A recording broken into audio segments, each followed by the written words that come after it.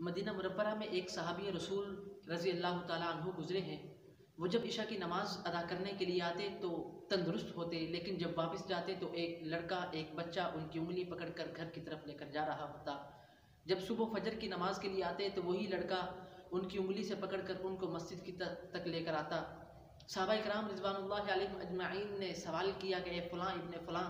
آخر وجہ کیا ہے، لاجک کیا ہے کہ دن کو تو مزدوری اور محنت مشقت کے کام کرتا ہے، لیکن شام کو تو اندھا ہو جاتا ہے، نابینا ہو جاتا ہے؟ تو اس صحابی رسول نے فرمایا کہ جب میں عشاء کی نماز ادا کرتا ہوں، پیغمبر اعظم صلی اللہ علیہ وسلم کو منبر رسول اور مصلی رسول پر جلوہ افروز دیکھتا ہوں تو میں اپنی آنکھیں بند کرتا ہوں، گھر چلا جاتا ہوں، اور جب فجر کی نماز کے لیے آتا ہوں تو اس وقت جب رسول اقدس صلی اللہ علیہ وسلم کو میں مصلی رسول پر کھڑا دیکھتا ہوں اس وقت اپنی آنکھیں کھولتا ہوں۔ اس کی وجہ، اس کی لاجک، اس کی ریزن، اس کی علت، اس کا سبب یہ ہے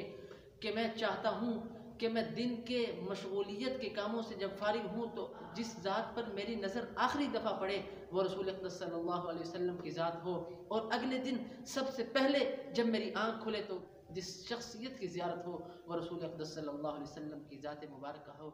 یہ ہے عشق، یہ ہے پیار۔